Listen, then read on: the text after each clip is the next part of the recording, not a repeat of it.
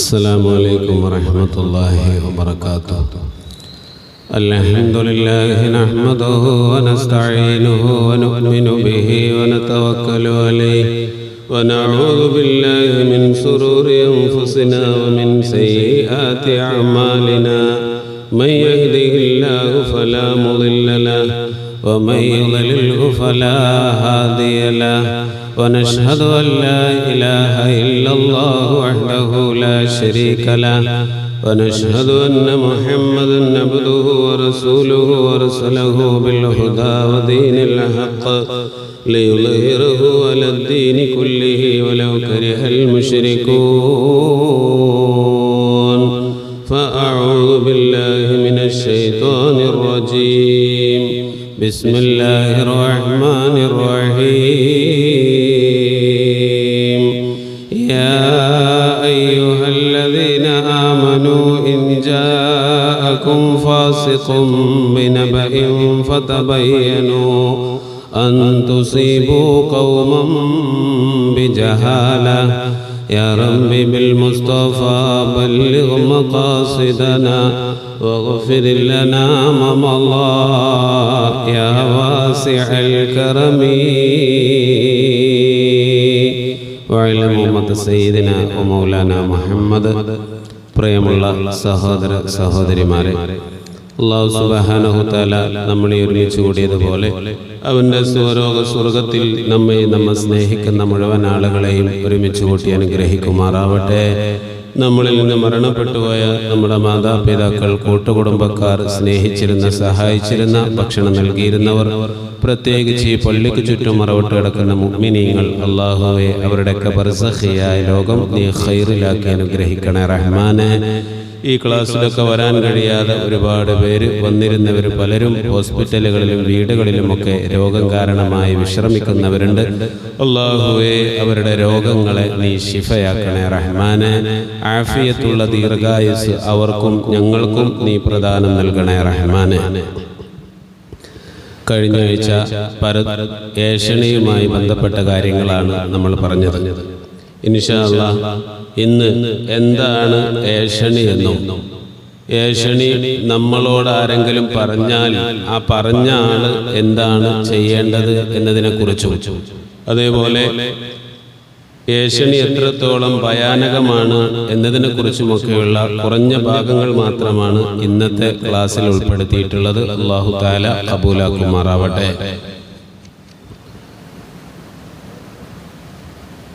ഒരുപാട് മഹാന്മാർ ഏഷണിയുമായി ബന്ധപ്പെട്ട് ഒരുപാട് വിഷയങ്ങൾ നമുക്ക് പറഞ്ഞു തരുന്നുണ്ട്. കഅബുൽ അഖ്ബാർ റളിയല്ലാഹു അൻഹു നിവേദനം ചെയ്യുന്ന ഒരു സംഭവം കാണാം. ബഹുമാനപ്പെട്ട മൂസാ നബി ബനൂ ഇസ്രായേലിൽ മഴ കിട്ടാതെ വളരെ വിഷമം അനുഭവിച്ച ഒരു സമയത്ത് ബഹുമാനപ്പെട്ട മൂസാ നബി അലൈഹിസ്സലാം പലതവണ മഴയ്ക്ക് വേണ്ടി അല്ലാഹുവിനോട് ദുആ ചെയ്തു. എങ്കിലും ആ ദുആക്ക് ഒരു ഫലവും ലഭിച്ചില്ല. പലതവണ മൂസാ നബി അലൈഹിസ്സലാം ഇങ്ങനെ ദുആ ചെയ്തപ്പോഴും ഉത്തരം ലഭിക്കാതെയായപ്പോ അല്ലാഹു തആലയോട് മൂസാ നബി അലൈഹിസ്സലാം എന്താണ് അതിൻ്റെ കാരണം എന്ന രീതിയിൽ ആശങ്കപ്പെട്ട സമയത്ത് അല്ലാഹു തആല ഒരു സന്ദേശം അയക്കുകയാണ്. പ്രവാചകന്മാരുടെ ദുആ അത് പിന്തിക്കുകയില്ല, അതിന് ഉടനെ തന്നെ ഉത്തരം നൽകുന്ന ഒരു ദുആയാണ് പ്രവാചകന്മാരുടെ ദുആ. അങ്ങനെയുള്ളൊരു പ്രവാചകരാണ് മൂസാ നബി അലൈഹിസ്സലാം. ആ ദുആക്ക് പെട്ടെന്ന് ഉത്തരം ലഭിക്കാതെയായി ഒന്ന് പിന്തിയ സമയത്ത് മൂസാ നബി അലൈഹിസ്സലാം ആശങ്കപ്പെട്ടു. ആ സമയത്ത് അല്ലാഹു തആല അതിൻ്റെ കാരണം പറഞ്ഞു കൊടുക്കുകയാണ്. നിങ്ങളിൽ ഏഷണിക്കാരനായ ഒരാളുണ്ട്. അതുണ്ടായിരിക്കെ എങ്ങനെയാണ് നിങ്ങളുടെ ഈ ദുആക്ക് ഉത്തരം ലഭിക്കുക? വളരെ ഗൗരവത്തോടെ ശ്രദ്ധിക്കേണ്ട ഒരു കാര്യമാണ്. ഏഷണിക്കാരായ ആളുകൾ നിങ്ങളുടെ സദസ്സിലുണ്ട്. അതുകൊണ്ടാണ് നിങ്ങളുടെ ദുആക്ക് ഉത്തരം കിട്ടാത്തത്. നിങ്ങളുടെ കാര്യത്തിന് വേണ്ടി മാത്രമല്ലല്ലോ അല്ലാഹുവിനോട് ചോദിക്കുന്നത്, എല്ലാവർക്കും വേണ്ടിയല്ലേ. ആ കൂട്ടത്തിൽ ഏഷണിക്കാരുണ്ട്, എങ്ങനെ ഞാനത് കബൂലാക്കും എന്ന് അല്ലാഹു തആല മൂസാ നബിക്ക് സന്ദേശം അയച്ചപ്പോൾ മൂസാ നബി അലൈഹിസ്സലാം ഈ വിവരം അവരെ അറിയിക്കുകയാണ്.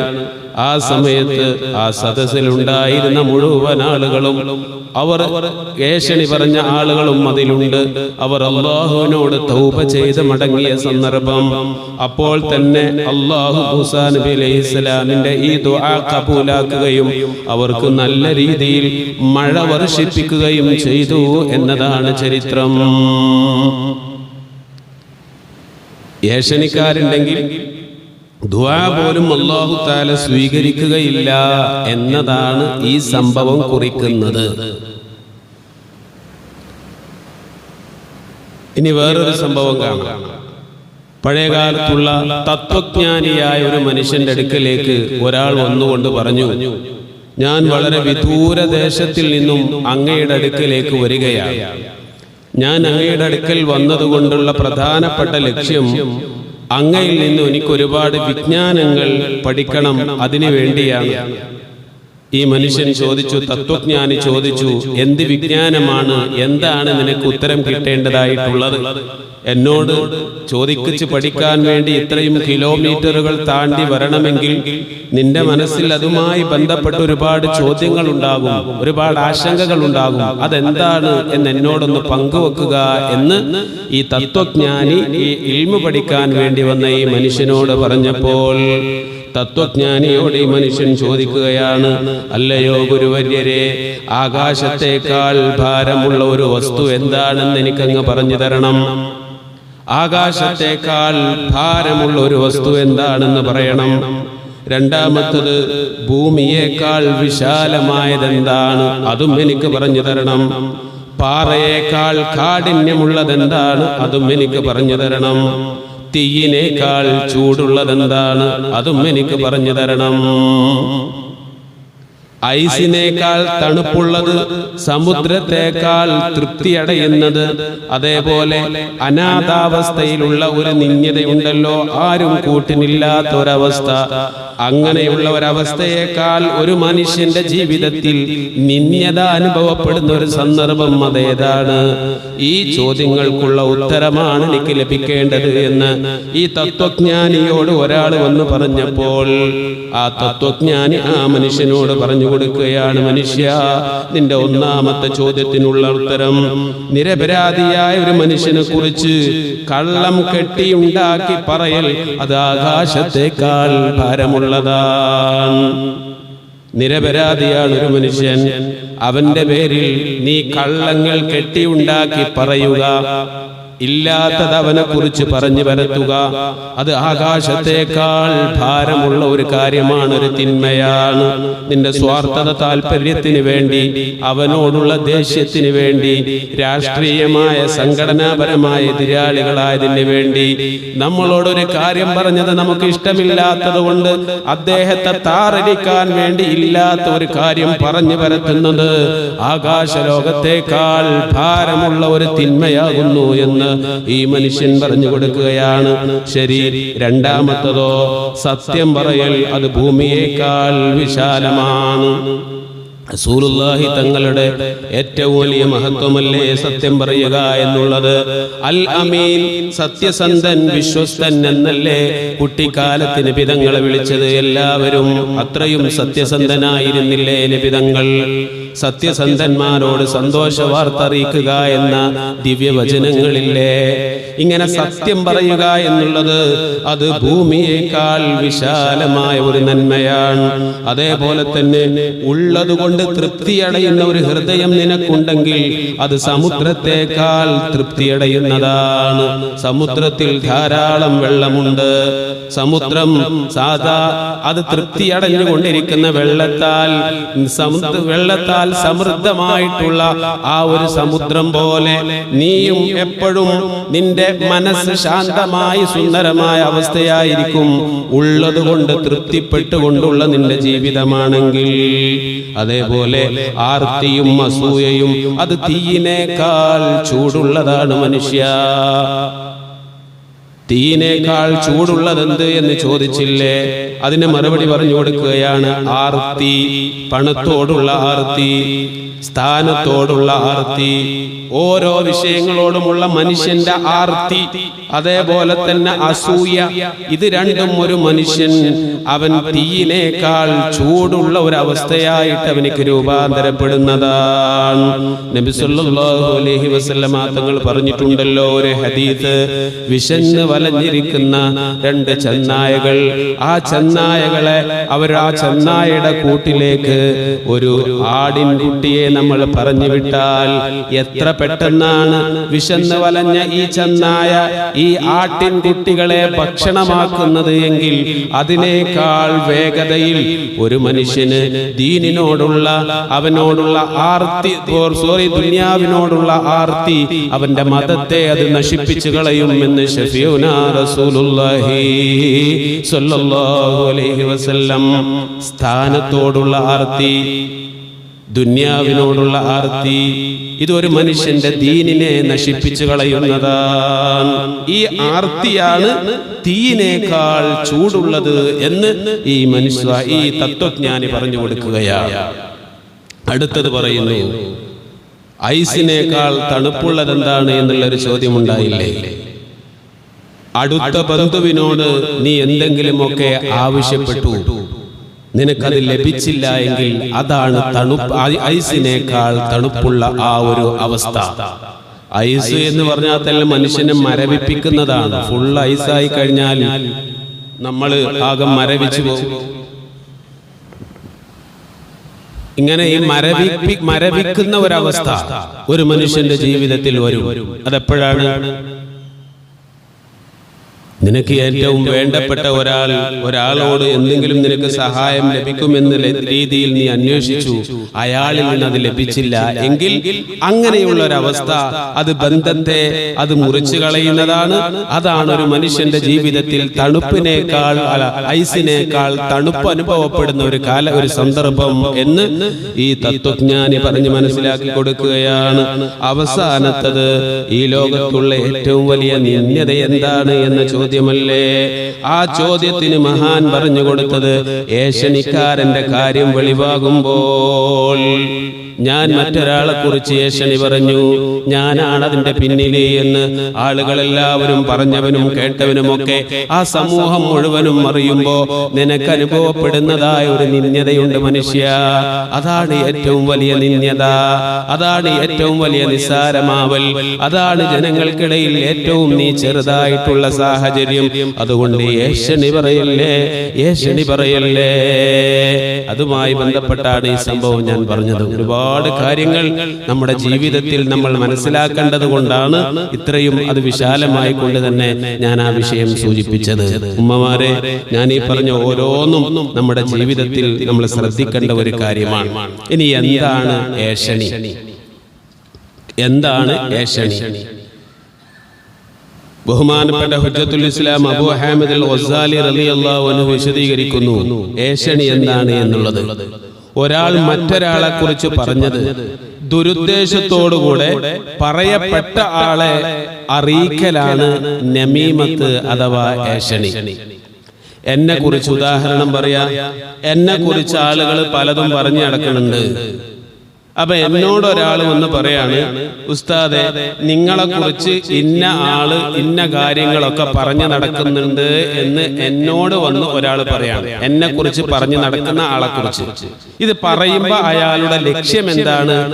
അയാളെ എന്റെ ഇടയിൽ ഒരു മോശക്കാരനാക്കണം.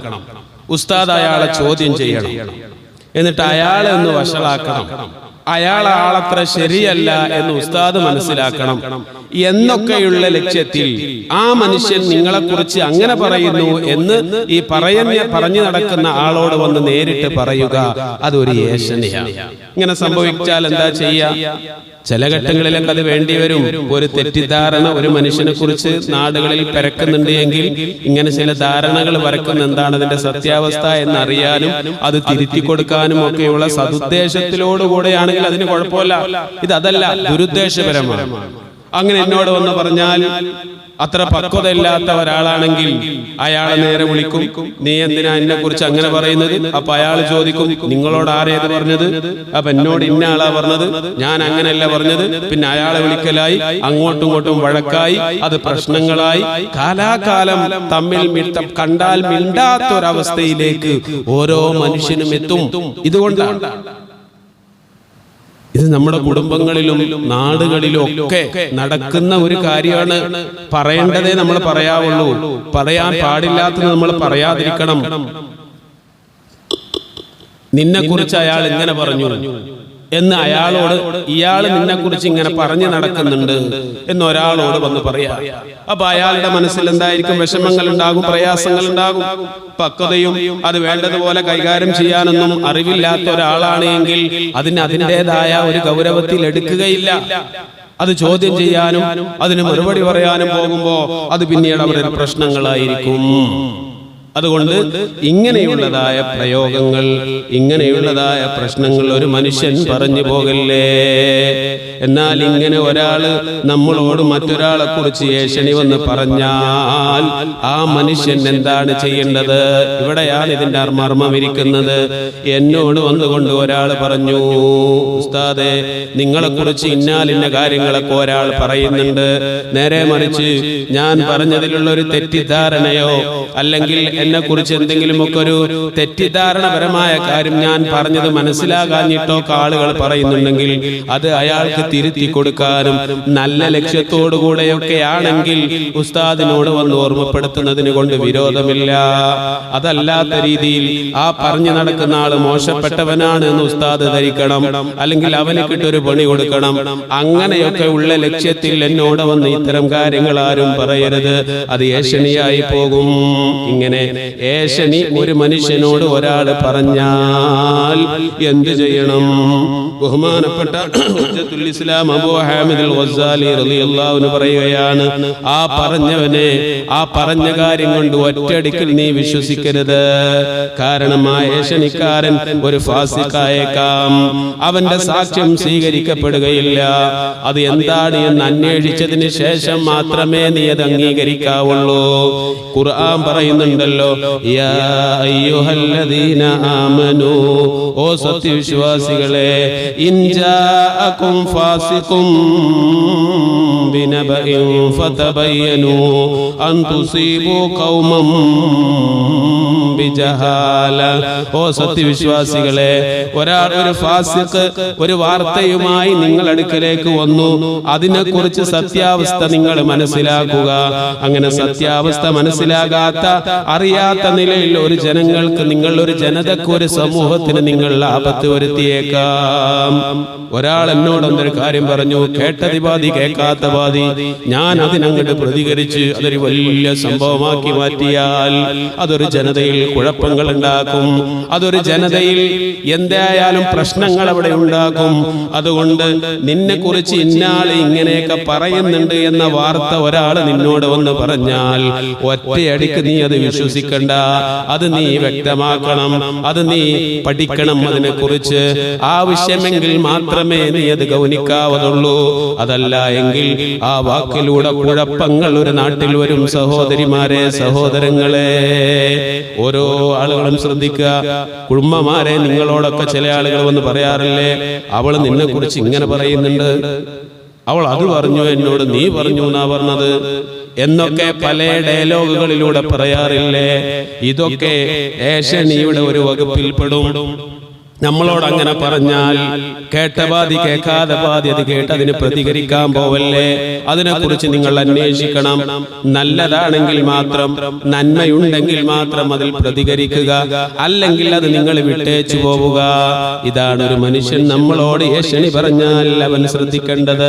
രണ്ടാമത്തത് മഹാൻ പറയുകയാണ്, ആ പറഞ്ഞ ഏഷണിക്കാരായ ആളുകൾ നമ്മളോട് ഒരാൾ ഏഷണി പറഞ്ഞുവെങ്കിൽ അവന് ഈ പ്രവൃത്തി മോശമായി കാണിച്ചു ഉപദേശിക്കണം.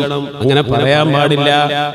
എന്നെ കുറിച്ച് അങ്ങനെ പറഞ്ഞു, അവന്റെ അറിവില്ലായ്മ കൊണ്ട് പറഞ്ഞതായിരിക്കും, ഇത് സാരമല്ല, ചിലപ്പോ അവൻ അങ്ങനെ തെറ്റിദ്ധരിച്ചതായിരിക്കും, അതൊന്നൊരു വലിയ സംഭവമാക്കണ്ട എന്ന് പറഞ്ഞ് നമ്മളോട് പറഞ്ഞ ആ ഒരു വ്യക്തിയെ ഒന്ന് തണുപ്പിക്കുകയും അതൊന്നൊരു കുഴപ്പമല്ല എന്നുള്ള രീതിയിൽ അവനെ പറഞ്ഞ് മനസ്സിലാക്കുകയും ഇതൊക്കെ ഒരു ഏഷണിയായി വരാൻ സാധ്യതയുണ്ട് എന്നും എല്ലാവരോടും ഇങ്ങനെ പറയരുത് എന്നും ഞാൻ അതിനെക്കുറിച്ച് പ്രതികരിക്കുന്നില്ല. ഒരു പക്ഷേ ഞാൻ അവനോട് ചോദിച്ചാൽ ആരാ നിന്നോടത് പറഞ്ഞത് എന്ന് പറയും. അപ്പൊ നിന്റെ പേര് പറയേണ്ടി വരും.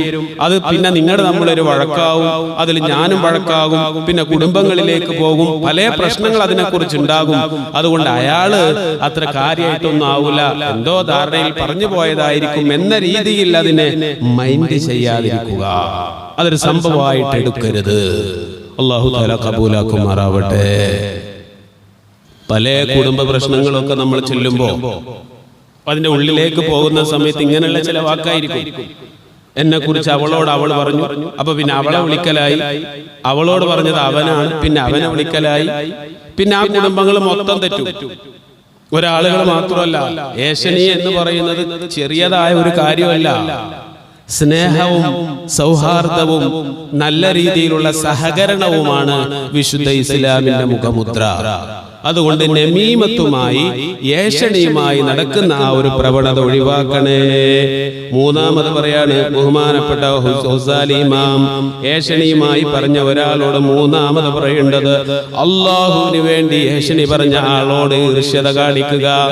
ഒരാളോടുള്ള സ്നേഹം, ഒരാളോടുള്ള ദേഷ്യം അത് അല്ലാഹുവിന്റെ പേരിലാവുക.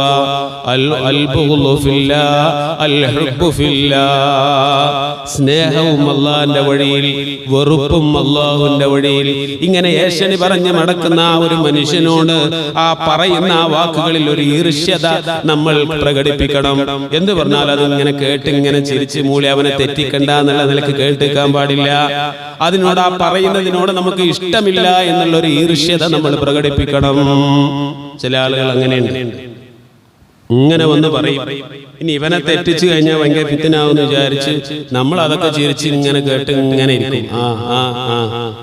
അങ്ങനെ നിൽക്കാൻ പാടില്ല, കേട്ട് നിൽക്കാൻ പാടില്ല. ഒന്നെങ്കിലും അവിടുന്ന് പോകുമ്പോ അറിയാലോ, ഒരാളിങ്ങനെ പറഞ്ഞു കൊടുക്കുമ്പോ തന്നെ ശരി എന്നും പറഞ്ഞു പോകുമ്പോ അത് കേൾക്കാൻ നമുക്ക് താല്പര്യമില്ല എന്നാണ് അതിന്റെ അർത്ഥം. അങ്ങനെ ആ പറയുന്ന ഏഷണി പറയുന്ന ആളിൽ നിന്ന് നമ്മൾ പിന്തിരിഞ്ഞു കളയുക. അത് കേട്ടുകൊണ്ട് നിൽക്കുന്ന ഒരു പരിപാടി ഉണ്ടാവരുത്. ഏഷണി പറയുമ്പോൾ നമ്മൾ ശ്രദ്ധിക്കേണ്ടതാണ്. ഇനി നാലാമത് മഹാൻ പറയുന്നത്, ഏഷണി നമ്മളോട് ഒരാൾ പറഞ്ഞാൽ ആ പറഞ്ഞത് കാരണം കൊണ്ട് നമ്മൾ തെറ്റിദ്ധരിക്കരുത്. എന്നോടൊരാൾ വന്ന് പറയാണ്, ഉസ്താദെ നിങ്ങളെ കുറിച്ച് ഇന്ന ആള് ഇങ്ങനെയൊക്കെ പറയുന്നുണ്ട് എന്ന് എന്നോടൊരാൾ വന്ന് പറഞ്ഞാൽ ഞാൻ ചിന്തിക്കേണ്ടത് ആ പറഞ്ഞ മനുഷ്യൻ അവനെ തെറ്റിദ്ധരിക്കരുത്. ഇജ്തനിബൂ കസീറൻ മിനൽ ളന്നി ഇന്ന ബഅദൽ ളന്നി ഇസ്മാ. ഊഹനകളെ നിങ്ങൾ ഒഴിവാക്കണം. കാരണം ചില ഊഹങ്ങൾ അത് തെറ്റായി പോയേക്കും. അതുകൊണ്ട് ഊഹിച്ചുകൊണ്ട് നിങ്ങൾ ഒരാളെ കുറിച്ചും വിലയിരുത്തരുത് എന്ന് ഖുർആൻ പറഞ്ഞിട്ടുണ്ട്. അതുകൊണ്ട് അവനെ കുറിച്ച് എന്റെ മനസ്സിൽ ഒരു ചീത്തയായ വിചാരം ഞാൻ കടത്തി വെക്കരുത്. അവൻ അറിവില്ലാതെ എന്തെങ്കിലും പറഞ്ഞതായിരിക്കും, അത് മനസ്സിലേക്ക് കിടാതിരിക്കുക. എല്ലാവർക്കും ഇതിന് പറ്റൂല. ഇതിനെ കുറിച്ച് പറയുകയും പഠിക്കുകയൊക്കെ ചെയ്ത ആളുകൾക്ക് ഇപ്പൊ ഇങ്ങനെയൊക്കെ ഒരു പ്രതിവിധി ഉണ്ടാക്കുള്ളൂ. ഇപ്പൊ ക്ലാസ്സിൽ വന്ന നിങ്ങളൊക്കെ ഇതിൽ കറക്റ്റ് ആയിരിക്കും. ഈ ഉമ്മമാരെ, നിങ്ങളോട് അയൽവാസിയോ കുടുംബത്തിൽപ്പെട്ട ഒരാളോ നീ ഇങ്ങനെ നിന്നെ കുറിച്ചൊക്കെ ഇങ്ങനെ പറഞ്ഞടക്കണ്ടാവുള്ളൂ എന്ന് ഒരാൾ വന്ന് പറഞ്ഞാൽ അത് കാര്യാക്കാതിരിക്കണോന്നാണ്. ഈ പറഞ്ഞ ആളെ ഉപദേശിക്കുകയും വേണം, അങ്ങനെയൊന്നും പറയണ്ട, അത് അറിയാതെ പറഞ്ഞതായിരിക്കും. ഇതൊക്കെയാണ് ഇപ്പൊ ഇന്നത്തെ ക്ലാസ്സിലൂടെ നമ്മൾ മനസ്സിലാക്കേണ്ടത്. ഇങ്ങനെ നമ്മൾ ചെയ്യണം. പക്ഷെ എല്ലാവർക്കും അതിന് പറ്റിക്കൊള്ളണമെന്നില്ല. ക്ലാസ്സിൽ വന്നാൽ നമുക്ക് എല്ലാവർക്കും പറ്റണം. കാരണം നമ്മളത് പഠിച്ചുപോയി. നമ്മളെ കുറിച്ച് പരദൂഷണം പറയുന്നു എന്ന് ഒരാൾ വന്ന് പറഞ്ഞാൽ ആ പറഞ്ഞു നടക്കുന്ന ആ മനുഷ്യനോട് നമ്മൾക്ക് ഒരിക്കലും ഒരു തെറ്റിദ്ധാരണ വരരുത്. അഞ്ചാമത്തത് പറയുകയാണ് മഹാനവറുകൾ, ഏഷണിക്കാരൻ പറഞ്ഞത് തന്റെ കൂട്ടുകാരന്റെ രഹസ്യങ്ങൾ അന്വേഷിക്കാൻ താങ്കളെ പ്രേരിപ്പിക്കരുത്. അപ്പൊ എന്നെ കുറിച്ച് ഒരാൾ പറയുന്നുണ്ട് എന്ന് എന്നോട് ഒരാൾ വന്ന് പറഞ്ഞു.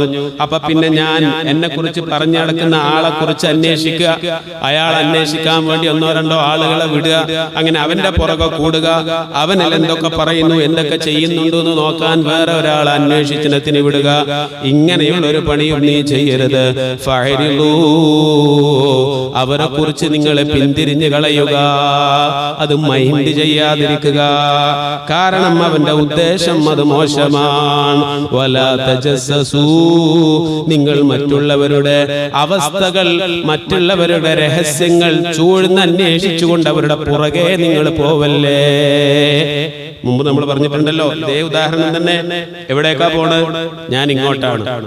ഇങ്ങോട്ടാണ് എന്ന് പറഞ്ഞാൽ പിന്നെ ക്വസ്റ്റ്യൻ അവിടെ നിർത്തണം. അങ്ങോട്ട് എന്ന് പറഞ്ഞാൽ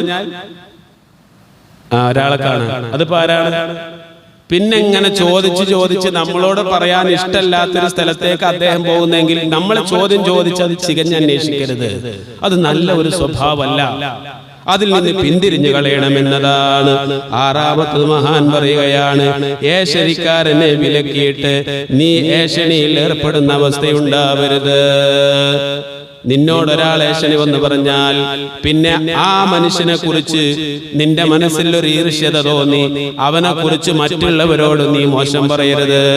അവൻ എന്നെ കുറിച്ച് ഇങ്ങനെയൊക്കെ പറഞ്ഞു നടക്കുന്നുണ്ട് എന്ന് നീ മറ്റുള്ള ആളുകളോട് പറയല്ലേ മനുഷ്യ. ഇതൊക്കെ തിന്മയാണ്, ഇതൊക്കെ മോശമാണ്. ഏഷണി നമ്മളോടൊരാൾ പറഞ്ഞാൽ ആ പറഞ്ഞ മനുഷ്യനോടും അതിനെ തുടർന്ന് നീ ചിന്തിക്കേണ്ട കാര്യങ്ങളുമാണ് ഇത്രയും മഹാനവ വിശദീകരിക്കുന്നത്.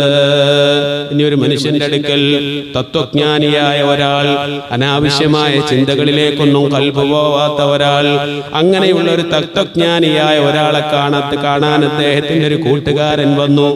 എന്നിട്ട് ആ മനുഷ്യനോട് പറയുകയാണ്, കൂട്ടുകാരനാണ്, നിങ്ങളെക്കുറിച്ച് കുറ്റകരമായ ചില കാര്യങ്ങളൊക്കെ ഒരാൾ ഇങ്ങനെ പറഞ്ഞു നടക്കുന്നുണ്ട് എന്ന് ഈ തത്വജ്ഞാനിയായ ആളോട് ഒരാൾ വന്ന് പറഞ്ഞപ്പോൾ ആ തത്വജ്ഞാനിയായ മനുഷ്യൻ പറയുകയാണ്, മനുഷ്യ, നീ ഇപ്പോൾ 3 തെറ്റുകൾ ചെയ്യാൻ എന്നെ പ്രേരിപ്പിക്കുകയാണ്. ഒന്നാമത്, എന്റെ കൂട്ടുകാരനോട് എനിക്ക് വെറുപ്പുണ്ടാക്കി. എന്നെ കുറിച്ച് പറഞ്ഞു നടക്കുന്നുണ്ട് ഒരാൾ എന്ന് നീ പറഞ്ഞില്ലേ, നീ എന്നോട് കള്ളം പറയൂല, അത് ശരിയാണ്. പക്ഷേ അത് സത്യമായിരിക്കാം. നീ എന്നോടത് പറഞ്ഞപ്പോ എന്റെ മനസ്സിൽ അവനോട് ഒരു ദേഷ്യം വന്നു, അതൊരു തിന്മയാണ്. അതേപോലെ തന്നെ വളരെ വെറുതെ കിടന്നിരുന്ന നോർമലായിട്ടുള്ള എന്റെ ഹൃദയത്തെ നീ കുറച്ച് ജോലി ഉണ്ടാക്കി, അതിന്റെ പേരിൽ എന്റെ മനസ്സൊന്ന് വിഷമിക്കാനിടവരുത്തി. അതേപോലെ നീ എന്നോട് ഇത് ഒന്ന് പറഞ്ഞപ്പോൾ നിന്നെ കുറിച്ചുള്ള ചില മതിപ്പുകളും കാഴ്ചപ്പാടുകളും എന്റെ മനസ്സിൽ നിന്ന് പോയി. ഈ 3 തിന്മകൾ ഈ പറഞ്ഞതിലൂടെ നീ എനിക്ക് സമ്മാനിച്ചു എന്ന് ഈ തത്വജ്ഞാനി ആ മനുഷ്യനോട് തിരിച്ചങ്ങോട്ട് പറഞ്ഞു കൊടുക്കുകയാണ്. സത്യം തന്നെയല്ലേ അത്? ഇപ്പൊ എന്നോട് ഒരാൾ എന്ന് പറയണം, ഉസ്താദേ നിങ്ങളെ കുറിച്ച് ഇന്ന ആളൊക്കെ അങ്ങനെ പറയുന്നുണ്ട്. അങ്ങനെ പറയുമ്പോ പെട്ടെന്ന് എന്റെ മനസ്സിലൊരു വിഷമം വരും, അയാളോടൊരു ദേഷ്യം വരും. കുറഞ്ഞ നേരമെങ്കിലും എന്റെ മനസ്സ് അസ്വസ്ഥമാകും. ഈ പറഞ്ഞ ആളെ കുറിച്ചും എന്റെ മനസ്സിൽ ദുരുദ്ദേശപരമായിട്ടാണ് അദ്ദേഹം പറയുന്നത് എങ്കിൽ ഒരു ഇത് തോന്നും, അദ്ദേഹം നല്ല ഉദ്ദേശത്തിലാണോ പറഞ്ഞത്, അതല്ല എന്നിട്ട് അദ്ദേഹത്തെ ഒന്ന് ഇളക്കി എന്തെങ്കിലുമൊക്കെ നേടാൻ വേണ്ടിയിട്ടാണോ, അങ്ങനെയൊക്കെ ഒരു ചിന്ത വരാം. എന്താണെങ്കിലും ഇങ്ങനെ ഒരാൾ പറഞ്ഞു നടക്കുന്നുണ്ട് അങ്ങനെയാണ് ഇങ്ങനെയാണ് എന്നുള്ളത് സതുദ്ദേശത്തിലല്ലാതെ നമ്മൾ പറയാൻ പാടില്ല. സതുദ്ദേശമുണ്ടെങ്കിൽ നമുക്ക് പറയാം. സതുദ്ദേശം എന്താണ്? അയാളുടെ തെറ്റിദ്ധാരണ മാറ്റിക്കൊടുക്കാനും, അങ്ങനെ ഒരു വിഷയം ഉണ്ടെങ്കിൽ അതിനെക്കുറിച്ച് ഗൗനിക്കാനും ചിന്തിക്കാനും ഒക്കെ ഉതകുന്ന സതുദ്ദേശപരമായിട്ടാണെങ്കിൽ മാത്രമേ അതൊക്കെ പറഞ്ഞു കൊടുക്കാവുള്ളൂ. അല്ലെങ്കിൽ അതൊന്നും പറയാൻ പാടുള്ളതല്ല. മഹാന്മാര് വളരെ വിനയത്തോടുകൂടെ നമുക്ക് പറഞ്ഞു തരികയാണ് ഈ വിഷയങ്ങളെല്ലാം. ബഹുമാനപ്പെട്ട ഹസനുൽ ബസ്രി റളിയല്ലാഹു അൻഹു ഈ ഏഷണിയുമായി പറയുന്ന ഒരു മനുഷ്യനെ കുറിച്ച് പറയാറുണ്ട്. ഉമ്മമാരെ നമ്മളൊക്കെ കേട്ടോ, നമ്മളോട് ഒരാൾ വന്ന് പറയാണ് നിന്നെ കുറിച്ച് അവൾ ഇങ്ങനെ പറയുന്നുണ്ട് എന്ന് പറയുന്ന ഒരാളുണ്ടല്ലോ, ആ ആളെ നീ സൂക്ഷിക്കണം. അവര് നിന്നെ കുറിച്ചും ഇതേ പല്ലവി മറ്റൊരാളോട് പറയുന്നവരായിരിക്കും. ഹസനുൽ ബസ്രി റളിയല്ലാഹു അൻഹു. ശരിയല്ലേ? നമ്മളോട് ഒരാളെ കുറിച്ച് ഇങ്ങനെ പറഞ്ഞു തരുന്നുണ്ട് എങ്കിൽ നമ്മൾ ശ്രദ്ധിക്കുക, നമ്മളെ കുറിച്ചും നമ്മളോട് ഈ പറയുന്ന ആള് ഇതേപോലെ വേറൊരാളോട് പറഞ്ഞു കൊടുക്കുന്നുണ്ടാകും. ഇയാളുടെ പ്രശ്നം നന്നാക്കലല്ല, നമ്മൾ തമ്മിൽ തെറ്റിക്കലാണ് എന്ന് അടിസ്ഥാനപരമായി മനസ്സിലാക്കുക. അമ്മായിയമ്മയോട്, നാത്തൂനോട്, അതേപോലെ മരുമക്കളോട് അങ്ങോട്ടും ഇങ്ങോട്ടൊക്കെ തെറ്റിക്കാനുള്ള പണികൾ നമ്മൾ ചെയ്യുക. ഇതൊരിക്കലും ഒരു മനുഷ്യന്റെ ഭാഗത്ത് നിന്ന് ഉണ്ടാവാൻ പാടില്ലാത്തതാണ്. ഒരുപാട് സംഭവങ്ങൾ കാണാം. ഇങ്ങനെ ഏഷണി പറയുന്നതായ ആളുകൾ പരലോകത്ത് ചെല്ലുമ്പോ വളരെ വേദനാജനകമായിട്ടുള്ള ശിക്ഷകൾ അവർക്കുണ്ടായിരിക്കുമെന്ന് മഹാൻ പറയുന്നു. വളരെ വിശാലമായിട്ടുള്ള ഒരു ചരിത്രം മഹാനവറുകൾ ഹമ്മാദ് ഇബ്നു സലമ റളിയല്ലാഹു അൻഹു പറയുന്ന ഒരു സംഭവത്തിൽ കാണാം. ഒരു അടിമ സമ്പ്രദായം നിലനിന്നിരുന്ന ഒരു കാലഘട്ടം, മനുഷ്യരെയൊക്കെ കാലുകളെ പോലെ ചന്തയിൽ വിറ്റ് നടന്നിരുന്ന ഒരു കാലഘട്ടം. ആ കാലഘട്ടത്തിൽ ഉണ്ടായ ഒരു സംഭവം ഹമ്മാദ് ഇബ്നു സലമ റളിയല്ലാഹു അൻഹു റിപ്പോർട്ട് ചെയ്യുന്ന ഒരു ചരിത്ര സംഭവം കാണാം. അദ്ദേഹം പറയാണ്, ഒരു മനുഷ്യൻ ഒരു ചന്തയിലേക്ക് ഒരു അടിമയെ മേടിക്കാൻ വേണ്ടി വന്നു. അടിമയെ വിൽക്കുന്ന കച്ചവടക്കാരൻ പറഞ്ഞു, ഇവൻ എല്ലാം കൊണ്ടും ഓക്കെയാണ്, നല്ല ആരോഗ്യദൃഢനാണ്, എല്ലാ ജോലിയും ചെയ്യും, ഒരു പ്രശ്നവുമില്ല, രോഗങ്ങളില്ല, എല്ലാ പണിയും സുന്ദരമായിട്ട് ചെയ്യും. പക്ഷേ ഒരു കുഴപ്പം മാത്രമേ ഇയാൾക്കുള്ളൂ, ഇയാൾ ഏഷണി പറയുന്ന ഒരു മനുഷ്യനാണ്, വേറെ കുഴപ്പമൊന്നുമില്ല. ഈ അടിമയെ വിൽക്കുന്ന കച്ചവടക്കാരൻ പറഞ്ഞപ്പോൾ മേടിക്കാൻ വന്ന ആള് പറഞ്ഞു, അത് കുഴപ്പമില്ല, ഏഷണിയല്ലേ, അത് ഞാൻ ശ്രദ്ധിച്ചോളാം എന്ന് പറഞ്ഞ് ഈ ഏഷണി പറയുന്ന അടിമയെയും വിളിച്ച് ഈ മനുഷ്യൻ പുതിയ യജമാനൻ അദ്ദേഹത്തിന്റെ വീട്ടിലേക്ക് കൊണ്ടുപോയി. വീട്ടിലുള്ള പണികളെല്ലാം വളരെ ഭംഗിയായി അടിമ ചെയ്യാൻ തുടങ്ങി. എല്ലാ ജോലികളും ചെയ്യും, എല്ലാ ജോലികളും ചെയ്യും സുന്ദരമായി കൊണ്ട്, ഒന്നും പറഞ്ഞു കൊടുക്കേണ്ടതില്ല, കണ്ടറിഞ്ഞ് തന്നെ ചെയ്യും. അങ്ങനെ കുറെ ദിനങ്ങൾ കഴിഞ്ഞു പോയപ്പോ ഈ മനുഷ്യനിലുള്ള അടിമയിലുള്ള ആ ഏഷണി എന്ന ദുസ്വഭാവം പുറത്തു വരികയാണ്. അയാൾ ഈ യജമാനനായ പുരുഷനില്ലാത്ത സമയത്ത് ആ യജമാനന്റെ ഭാര്യയുടെ അടുത്തേക്ക് ചെന്നുകൊണ്ട് പറഞ്ഞു, അല്ലയോ യജമാനത്തി, ഞാൻ അങ്ങയോടുള്ള സ്നേഹം കൊണ്ട് പറയുകയാണ്, അങ്ങയുടെ ഭർത്താവിന് അങ്ങയോട് തീരെ സ്നേഹമില്ല, അങ്ങയുടെ ഭർത്താവ് വേറെ ഒരു കല്യാണം കഴിക്കാനുള്ള പ്ലാനിലാണ്, അതിനു വേണ്ടി കോപ്പ് കൂട്ടുകയാണ്, നിങ്ങളോട് സ്നേഹം കുറഞ്ഞു വരികയാണ് ഭർത്താവിന്. അതുകൊണ്ട് ഭർത്താവിന് നിങ്ങളോട് സ്നേഹം കൂടാനുള്ള ഒരു മന്ത്രം എന്റെ കൈവശമുണ്ട്. അത് ചെയ്യണമെങ്കിൽ, ആ കാര്യം ഞാൻ നടപ്പാക്കണമെങ്കിൽ നിങ്ങൾ ഒരു കാര്യം ചെയ്യണം. നിങ്ങളുടെ ഭർത്താവ് ഉറങ്ങുന്ന സമയത്ത് ഭർത്താവ് അറിയാതെ ഭർത്താവിന്റെ കുറച്ച് മുടി നിങ്ങൾ എനിക്ക് മുറിച്ചു കൊണ്ടുവന്ന് തരണം. അത് തന്നാൽ അതിൽ കുറച്ച് മന്ത്രങ്ങൾ ചൊല്ലി ഞാൻ നിങ്ങളെ ഏൽപ്പിക്കും. പിന്നീട് ഒരിക്കലും നിങ്ങളുടെ ഭർത്താവ് നിങ്ങളെ ഒഴിവാക്കില്ല, നിങ്ങളോട് അതിയായ സ്നേഹം ഭർത്താവിനുണ്ടാവുകയും ചെയ്യും എന്ന് പറഞ്ഞ് ഈ ഭാര്യയെ പറഞ്ഞ് പിരികേറ്റി. അപ്പൊ ഭാര്യ വിചാരിച്ചു, വലിയ സംഭവമൊന്നും അല്ലല്ലോ, ഭർത്താവ് ഉറങ്ങുന്ന സമയത്ത് വല്ല ഒരു കത്തി കൊണ്ട് പോയിട്ട് ചെറിയ കുറച്ച് മുടി കട്ട് ചെയ്ത് കൊണ്ടുവന്നാ പോരെ, അതിപ്പോ ആരും അറിയുന്നൊന്നുമില്ലല്ലോ, എന്റെ ഭർത്താവല്ലേ എന്ന് വിചാരിച്ചിരിക്കുകയാണ് ഭാര്യ. അങ്ങനെ ഭാര്യയോട് ഈ വിഷയം പറഞ്ഞ് അദ്ദേഹം മാറി. വൈകുന്നേരമായപ്പോ ഈ യജമാനൻ വന്നു, ഈ ഭാര്യയുടെ ഭർത്താവ് വന്നു. ഭർത്താവിനോട് ഈ ഭാര്യ കേൾക്കാതെ ഈ അടിമ പോയി പറയുകയാണ്, ഞാൻ അങ്ങയുടെ ഭാര്യയെ കുറിച്ച് ഒരു രഹസ്യം എനിക്കറിയാം. അങ്ങയുടെ ഭാര്യക്ക് അങ്ങയോട് ഒട്ടും സ്നേഹമില്ല, ഭാര്യക്ക് വേറെ ഒരാളുമായിട്ട് അടുപ്പമുണ്ട്. അതിനുവേണ്ടി താങ്കളെ കൊലപ്പെടുത്താൻ വേണ്ടി, കൊന്നുകളയാൻ വേണ്ടി ഭാര്യ തീരുമാനിച്ചിട്ടുണ്ട്. നിങ്ങൾ ഉറങ്ങുന്ന സമയത്ത് നിങ്ങളെ കൊലപ്പെടുത്താൻ വേണ്ടി അവൾ വരും. അതുകൊണ്ട് നിങ്ങൾ ഉറങ്ങിയതുപോലെ ഉറക്കം നടിച്ച് കിടക്കണം.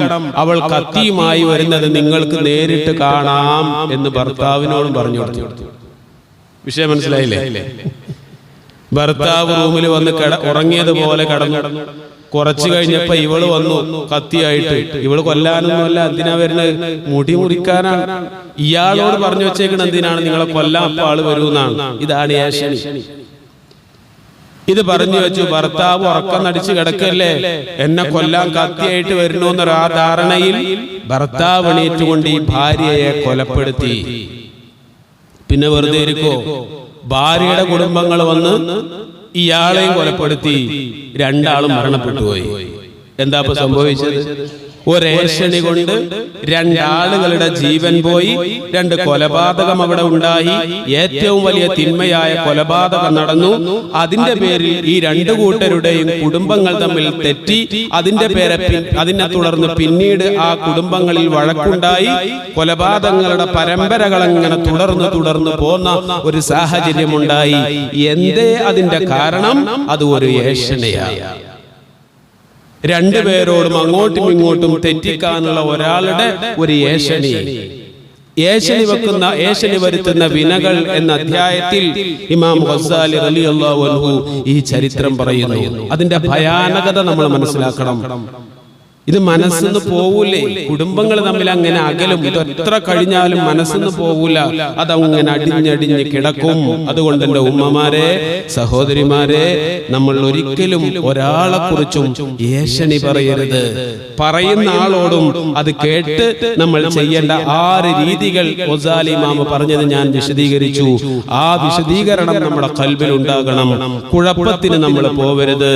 ഇനിയുള്ള ലോകം എന്ന് പറയുന്നത് ഈ രീതിയിൽ കുശുംബിന്റെയും കുന്നായ്മയുടെയും പരദൂഷണത്തിന്റെയും ഏഷണിയുടെയും ഒക്കെ കാലഘട്ടമാണ്. ഒരാൾ നന്നാകുന്നത് മറ്റൊരാൾക്ക് കണ്ടുകൂടാ. ഒരാള് നല്ല രീതിയിൽ ജീവിക്കുന്നത് മറ്റൊരാൾക്ക് കാണൂല. ഇങ്ങനെ കുശുംബും കുന്നായ്മയും അസൂയയുമായിട്ടുള്ള ഒരു പുതുലോകമാണ്. ആർക്കും ഒരു കമ്മിറ്റ്മെന്റും ഇല്ലാത്ത, എല്ലാം സ്വന്തം ഇഷ്ടം, അതിനുവേണ്ടി എന്ത് നെറികേടും ചെയ്യാവുന്ന ഒരവസ്ഥയിലേക്ക് മനുഷ്യന്റെ മനസ്സുകൾ മാറിക്കൊണ്ടിരിക്കുന്ന ഈ ഒരു സാഹചര്യങ്ങളിൽ മുഅ്മിനീങ്ങളായ നമ്മൾ ഒരിക്കലും അതിൽ പെട്ടുപോവാൻ പാടില്ല. നമ്മുടെ നാവിനെയും നമ്മുടെ ചിന്തകളെയും നമ്മുടെ കാഴ്ചപ്പാടുകളെയും നമ്മൾ സൂക്ഷിക്കേണ്ടതുണ്ട് എന്ന് നമ്മൾ അടിസ്ഥാനപരമായി മനസ്സിലാക്കുക. ഇൻഷാ അല്ലാഹ് അല്ലാഹു തആല അതിന് തൗഫീഖ് നൽകി അനുഗ്രഹിക്കുമാറാവട്ടെ. ആമീൻ എന്ന് ദുആ ചെയ്തുകൊണ്ട് ഇന്നത്തെ നമ്മുടെ ക്ലാസ് നമ്മൾ അവസാനിപ്പിക്കുകയാണ്. ഇതുമായി ബന്ധപ്പെട്ട് നാവ് കൊണ്ടുള്ള അടുത്ത ഒരു വിപത്ത് രണ്ട് മുഖമുള്ള ആളുകൾ എന്ന ഒരു വിഷയമാണ്. ഇവിടെ പറഞ്ഞത് അവിടെ പോവാ, അയാളോട് നേരെ തിരിച്ചു പറയാ. അങ്ങനെ 2 മുഖമുള്ള ആളുകൾ എന്ന അധ്യായം വെച്ചുകൊണ്ട് നാവ് കൊണ്ടുള്ള വിപത്തുകളെ ബഹുമാനപ്പെട്ട ഇമാം ഗസാലി റളിയല്ലാഹു അൻഹു വിശദീകരിക്കുന്ന ഭാഗം ഇൻഷാ അല്ലാഹ് നമുക്ക് അടുത്ത ആഴ്ച വിശദീകരിക്കാം. അല്ലാഹു തആല ഖബൂലാക്കുമാറാവട്ടെ. ഇന്നത്തെ നമ്മുടെ ഈ പരിപാടിയിലേക്ക് ഒരു സഹോദരൻ പലഹാരങ്ങൾ കൊണ്ടുവന്നിട്ടുണ്ട്. അല്ലാഹു തആല അത് സ്വീകരിക്കുമാറാവട്ടെ. അടുത്ത ആഴ്ചയിലേക്കും ഒരു സഹോദരൻ എത്തിയിട്ടുണ്ട്. എന്താണോ അതുകൊണ്ടൊക്കെ അവർ ഉദ്ദേശിക്കുന്നത് എങ്കിൽ അല്ലാഹു അവരുടെ മുറാദ്, അവരുടെ ഉദ്ദേശങ്ങളൊക്കെ നിനക്കറിയാം. അവരുടെ എല്ലാ ഉദ്ദേശങ്ങളും നീ ഖബൂലാക്കി അനുഗ്രഹിക്കണേ റഹ്മാനെ. ആമീൻ യാ റബ്ബൽ ആലമീൻ. ബിസ്മില്ലാഹിർ റഹ്മാനിർ റഹീം. വറുവിയ അന്ന ആമിന റഅതഹീന വളഅതുഹു സല്ലല്ലാഹു അലൈഹി വസല്ലം നൂറൻ അല്ലാഹു ലഹു ഖുസൂർ ബുസ്റാ മിൻ അർളി ശാം. വറുവിയ അന്ന ആമിന ഖാലത് ലമാ വളഅതുഹു മദതു ലി لأمر ولدي فلما رأه ثم وجدته في المخدع وهو مكحول مدهون مختون ملفوف بثوب من الصوف الأبيض ألين من الحرير يفوه الطيب من جنابه فجعلت أنظر إليه وإذا منادي ينادي يخفوه عن عين الناس. قالت فما كان ويبته وحضوره إلا كلمه البصر. فلما كنت متحيرة من ذلك إذا ب3 نفر قد دخلوا علي كأن وجوههم أقمار وفي يد أحدهم إبريق من الفضة ومع الآخر طشت من الزبرجد الأخضر وفي يد ثالثة حريرة بيضاء مطوية فنشرها فإذا هي خاتم يحير أعين الناظرين من شدة نوره. حمل بني وناوله لصاحبه اختشت أنا أنظر إليه فغسله من ذلك الماء الذي في الإبريق 7 مرات ثم قال لصاحبه اختم بين كتفيه بخاتم النبوة فهو خاتم النبيين وسيد أهل السماوات والأرض أجمعين. وقيل لما ولد صلى الله عليه وسلم حمدت تلك الليلة نار فارس بعد الضرام ولم تكن حمدت قبل ذلك ب1000 أيام. وارتج إيوان كسرى وسقطت منه 14 شرفا وغلط بحيرة ساوى وأصبحت أصنام الدنيا كلها منغوسا ورميت الشياطين من السماء بشهب ثواقب وانبلج صبح الحق وبطل ما كان يعمله كل كاذب. وروي عن يحيى بن عروة أن نفرا من قريش كانوا من سنم من سنامهم قد اتخذوا ذلك اليوم عيدا من أيامهم ينحرون فيه الجزور ويأكلون ويشربون وقد عكفوا عليه يخولون ويلعبون فدخلوا عليهم وفجدوه مكبوبا على وجهه فانقروا عند ذلك عليه وردوه إلى حاله فانقلب انقلاب الصاغر ففعلوا ذلك ثلاثا وهو لا يستقيم فلما رأوا ذلك أبدوا حزنا وتألما وأصبح العيد الذي كانوا فيه مأتما فقالوا عثمان بن الحويرث ما له قد أكثر التنكسا إن هذا لأمر حدث وانشد وقلبه يسلى بالنار صلى الله على محمد.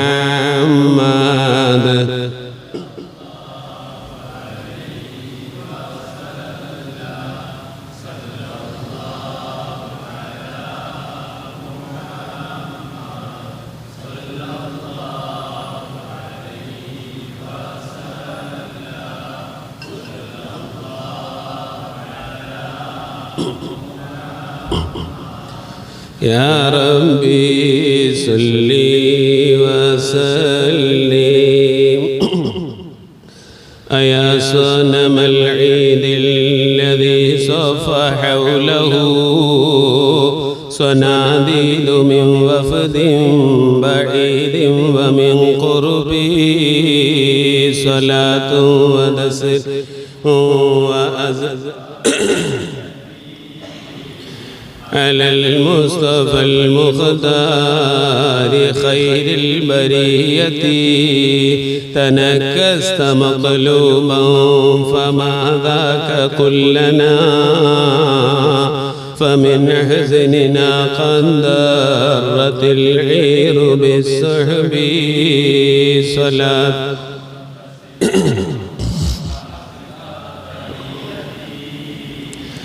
على المصطفى المختار خير البرية فإن كنت من ذنب نتينا فإننا نبوء بإقرار ونلبي عن الذنب صلاة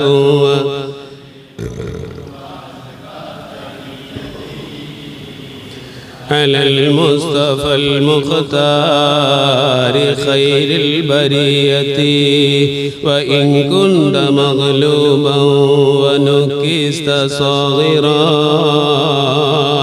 فما أنت في الأوثان بالسيد الربي صلاة وأزكى تحيتي على المصطفى المختار خير البرية تردى لي مولودين أضاءت بنوره جميع فجاج الأرض خوفا من الرعب صلاة وتسليم وأزكى تحياتي على المصطفى المختار خير البرية ونار جميع الفرس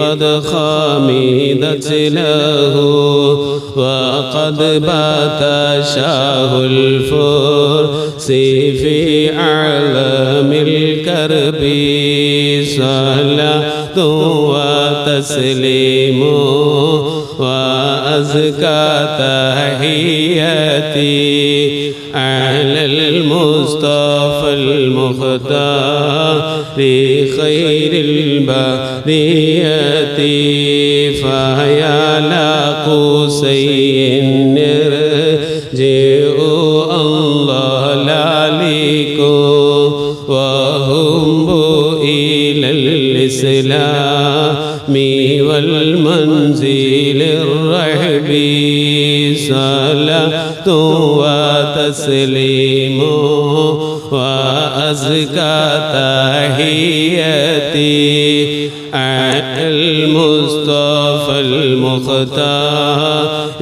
خير اللهم صل على سيدنا محمد الفاتح لما أغلق والخاتم لما سبق ناصر الحق بالحق والهادي إلى صراطك المستقيم وعلى آله حق قدره ومقداره العظيم. اللهم صل على سيدنا محمد الفاتح لما أغلق والخاتم لما سبق ناصر الحق بالحق والهادي إلى صراطك المستقيم وعلى آله حق قدره ومقداره العظيم. اللهم صل على سيدنا محمد الفاتح لما أغلق والخاتم لما سبق ناصر الحق بالحق والهادي إلى صراطك المستقيم وعلى آله حق قدره ومقداره العظيم. آمين. الحمد لله رب العالمين حمدا يوفي نعمه ويكافئ مزيدا. اللهم صل على رسولك سيدنا محمد وعلى آل سيدنا ومولانا محمد. അർഹമുറാഹിമീനായ അൽ മലിക്കുൽ ജബ്ബാറായ അല്ലാഹുവേ, ഞങ്ങളുടെ ഇവിടെ ഒരുമിച്ച് കൂടി പറഞ്ഞതിനെയും കേട്ടതിനെയും നീ കബൂലാക്കണേ റഹ്മാനെ. അല്ലാഹുവേ, പറയാനും കേൾക്കാനും വളരെ എളുപ്പമാണ്, അത് ജീവിതത്തിൽ പകർത്തി ജീവിക്കാനാണ് പ്രയാസം. അതിന് ഞങ്ങൾക്ക് നീ തൗഫീഖ് നൽകണേ അല്ലാഹുവേ. ഞങ്ങളെ ഒരുമിച്ച് കൂടലും പിരിയലും ഞങ്ങളിവിടെ ചെലവഴിച്ച ഓരോ സെക്കൻഡുകളും ആഖിറത്തിൽ ഞങ്ങൾക്ക് ഉപകാരമുള്ളതാക്കണേ അല്ലാഹുവേ. ഈ സമയത്ത് നിന്റെ ഒരുപാട് അടിമകൾ പല നിലക്കുള്ള ജോലികളിലും ഏർപ്പെട്ട് സമയം വെറുതെ കളയുമ്പോൾ സ്വർഗത്തോപ്പിൽപ്പെട്ട ഒരു തോപ്പ് എന്ന് പരിചയപ്പെടുത്തിയ വിശുദ്ധമായ ദീനിന്റെ സന്ദേശങ്ങൾ പറയുന്ന ദീനി വിജ്ഞാന സദസ്സിൽ ഒരുമിച്ച് കൂടിയ ഞങ്ങളെ ഈ സദസ്സിനെ നീ കബൂലാക്കണേ ഈ സദസ്സിനെ നീ സ്വീകരിക്കണേ ഇവരൊരുമിച്ച് കൂടിയ ഓരോ ആണ് പെണ്ണുങ്ങളുടെയും എല്ലാ വിഷമങ്ങളും പ്രയാസങ്ങളും നീ ദൂരീകരിക്കണേ റഹ്മാനെ.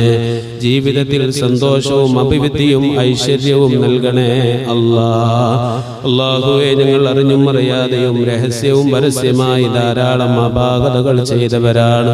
ഞങ്ങൾ അപാകതകളെ ഞങ്ങൾക്ക് നീ പുറത്തു തരണേ അഫ്വ് ചെയ്യണേ അല്ലാഹുവേ. ഞങ്ങളെ കൊണ്ടുള്ള സുഖവും സന്തോഷവും കാണാൻ കഴിയാതെ മരിച്ചുപോയ ഞങ്ങളുടെ പ്രിയപ്പെട്ട ഉമ്മ ഉപ്പ വല്ലിപ്പ വല്ലിമ്മമാര് ഭക്ഷണം നൽകിയിരുന്നവർ ഈ ക്ലാസ്സിലൊക്കെ മുടങ്ങാതെ പങ്കെടുത്തിരുന്നവർ അല്ലാഹുവേ, അവരുടെയൊക്കെ ബർസഖിയായ ലോകം നീ ഖൈറിലാക്കണേ നീ നന്നാക്കി കൊടുക്കണേ പ്രത്യേകിച്ച് ഈ പള്ളിക്ക് ചുറ്റും മറവിട്ട് കിടക്കുന്ന മുഅ്മിനീങ്ങൾ, കഴിഞ്ഞ ആഴ്ച മരണപ്പെട്ടു പോയതായ സഹോദരി ബുഷ്റ എന്ന് പറയുന്ന സഹോദരി, അല്ലാഹുവേ, അവരുടെയൊക്കെ ബർസഖിയായ ലോകം നീ നന്നാക്കണേ റഹ്മാനെ. അല്ലാഹുവേ, വീടുകളിലും ഹോസ്പിറ്റലുകളിലുമൊക്കെ വിശ്രമിക്കുന്ന ഒരുപാട് ഉപ്പമാര് ഉമ്മമാര് സഹോദരികളുണ്ട്. ഈ ക്ലാസ്സിലൊക്കെ മുടങ്ങാതെ പങ്കെടുത്തിരുന്ന പലരും ഹോസ്പിറ്റലുകളിലാണ്, വീടുകളിലാണ്. റബ്ബേ, അവരുടെ രോഗങ്ങളെ നീ ശിഫയാക്കണേ റഹ്മാനെ. ആഫിയത്തുള്ള ദീർഘായുസ് അവർക്കും ഞങ്ങൾക്കും നീ പ്രദാനം നൽകണേ റഹ്മാനെ. അല്ലാഹുവേ, ഞങ്ങളെ ദുആന നീ സ്വീകരിക്കണേ അല്ലാഹുവേ. വിവാഹം അന്വേഷിക്കുന്ന ചെറുപ്പക്കാരും യോജിച്ചതായ ഇണകളെ കൊടുക്കണം റഹ്മാനെ. അല്ലാഹുവേ, വിവാഹം ഉറപ്പിച്ചതായ സഹോദരിമാരുണ്ട്, രക്ഷിതാക്കളുണ്ട്, എല്ലാം നീ റാഹത്തിലാക്കണേ സാമ്പത്തികമായ എല്ലാ വശങ്ങളും നീ എളുപ്പമാക്കി കൊടുക്കണം റഹ്മാനെ. അല്ലാഹുവേ, ഇണകൾ അന്വേഷിക്കുന്ന ആണ് പെണ്ണുങ്ങൾ രണ്ടുപേർക്കും യോജിച്ചതായ ഇണകളെ നൽകി സന്തോഷിപ്പിക്കണേ റഹ്മാനെ. ഞങ്ങൾക്ക് നൽകിയ ഇണകളെ നീ സ്വാലിഹീങ്ങളാക്കണേ അല്ലാഹുവേ. ഞങ്ങളെ മക്കളെ നീ സ്വാലിഹീങ്ങളാക്കണം റഹ്മാനെ. ഞങ്ങൾക്ക് വേണ്ടി ദുആ ചെയ്യുന്ന സ്വാലിഹായ മക്കളാക്കണേ അല്ലാഹുവേ. ഞങ്ങളെ സമ്പാദ്യം ഞങ്ങളെ ശിഷ്യന്മാരാണ്, ശിഷ്യകളാണ്, ദീനിന് ഖിദ്മത്ത് ചെയ്യുന്ന നല്ല മക്കളാക്കണേ റഹ്മാനെ. മാതാപിതാക്കൾക്ക് ഉസ്താദുമാർക്ക് ഉപകാരമുള്ള സ്വാലിഹായ മക്കളാക്കണേ അല്ലാഹുവേ. ഞങ്ങളുടെ വീടുകളിൽ, ഞങ്ങളുടെ കുടുംബങ്ങളിൽ, ഞങ്ങളുടെ ജമാഅത്തുകളിൽ, ഞങ്ങളുടെ സമീപ ജമാഅത്തുകളിൽ കാര്യങ്ങളിലെല്ലാം വിശിഷ്യ മുഅ്മിനീങ്ങൾക്കിടയിൽ പരസ്പര സ്നേഹവും ഐക്യവും നീ നൽകണേ റഹ്മാനെ. പരസ്പരം ഞങ്ങളെ ഭിന്നിപ്പിച്ച് തമ്മിലടിപ്പിക്കല്ലേ അല്ലാഹുവേ. ദുനിയാവിൽ ജീവിക്കുന്ന കാലമത്രയും ഇസ്സത്തോടെ ആഫിയത്തോടെ ഒരു കാര്യത്തിലും ഒരാളുടെ മുമ്പിലും തലകുനിപ്പിക്കാതെ കൈനീട്ടാതെ ഇസ്സത്തോടെ ജീവിപ്പിക്കണേ അതിനാവശ്യമായ ഹലാലായ വരുമാനങ്ങൾ, തൊഴിലവസരങ്ങൾ, കച്ചവടം, ബിസിനസ്, വീട്, വാഹനങ്ങൾ ഞങ്ങൾക്ക് നീ നൽകിയതിലെല്ലാം ബറക്കത്ത് നൽകണേ റഹ്മാനെ. അല്ലാഹുമ്മ റബ്ബനാ ആതിനാ ഫിദ്ദുനിയാ ഹസന വഫിൽ ആഖിറതി ഹസനതൻ വഖിനാ അദാബന്നാർ. ആമീൻ ബിറഹ്മതിക യാ അർഹമർ റാഹിമീൻ. ബിഫളലി സല്ലല്ലാഹു അലാ മുഹമ്മദ് വസല്ലം. സല്ലല്ലാഹു അലാ സല്ലല്ലാഹു അലൈഹി വസല്ലം. അല്ലാഹുമ്മ സല്ലി അലാ മുഹമ്മദ് യാ റബ്ബി സല്ലി അലൈഹി വസല്ലം. പലഹാരങ്ങളുണ്ട്, പെട്ടെന്ന് കൊണ്ടു കൊടുക്കാം. സഹോദരിമാർ ഇറങ്ങുമ്പോഴേക്ക് അവർക്ക് എത്തിച്ചു കൊടുക്കണം. ഇൻഷാ അല്ലാഹ് എല്ലാവർക്കും ഉണ്ട്, അത് കിട്ടിയിട്ടേ പോകാവുള്ളൂ. അങ്ങോട്ട് പുറത്തോട്ട് വെക്ക്, അവർക്ക് എല്ലാവർക്കും കൊടുക്കണം ഇൻഷാ അല്ലാഹ്. അടുത്ത ആഴ്ച ഒരാൾ ഏറ്റിട്ടുണ്ട്. ഇന്ന് തന്ന സഹോദരന്റെ എല്ലാ മുറാദുകളും അല്ലാഹു തആല ഹാസിലാക്കി കൊടുക്കുമാറാവട്ടെ. എന്താണോ അദ്ദേഹത്തിന്റെ ലക്ഷ്യമെങ്കിൽ അല്ലാഹു തആല നമ്മുടെ സദസ്സിന്റെ ബറക്കത്ത് കൊണ്ട് പൂർത്തീകരിച്ചു കൊടുക്കുമാറാവട്ടെ. ആമീൻ. അസ്സലാമു അലൈക്കും വറഹ്മത്തുള്ളാഹി വബറകാതുഹു.